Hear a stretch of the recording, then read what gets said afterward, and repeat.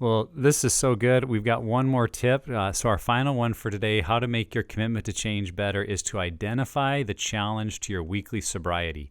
Ashley, what do we mean by that?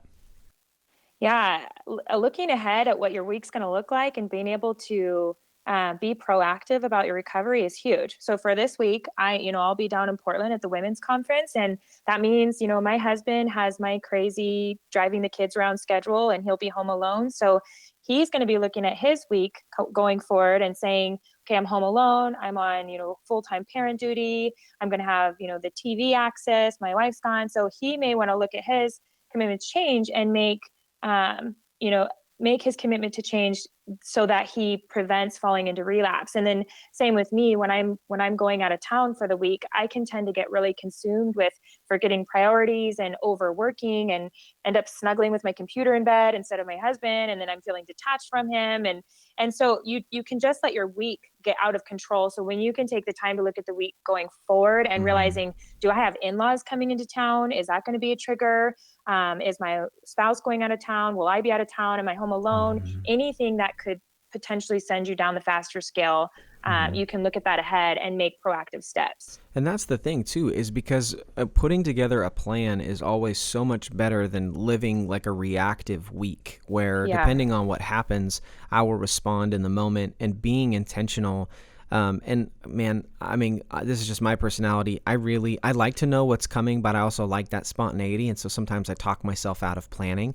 I want to almost be surprised that I have meetings or different things that come up, which is foolish and I need to work on it. But I think that one of the things with that is it makes me more reactive. And if I can look at my week, and my wife does a great job of this, is on Sunday night, she just looks at the week ahead and starts to make some mental checklists and some plans.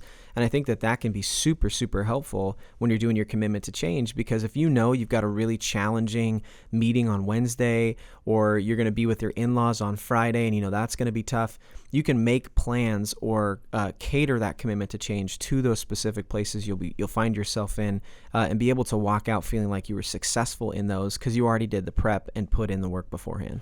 Yeah, this is really Hmm. all about self-awareness. That's the great thing about being in a group is you become aware of your patterns. And so sometimes I'll ask the question this way. I'll say, if I was going to relapse this week, when is it most likely to happen?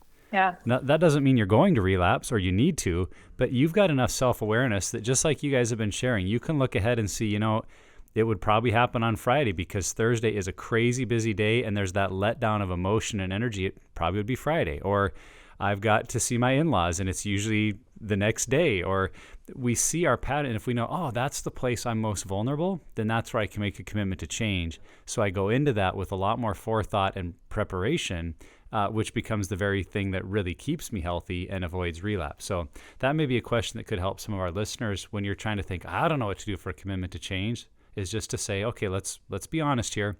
If I was going to relapse this week, where is it most likely to happen? And then just wrap your commitment to change around that time of your week.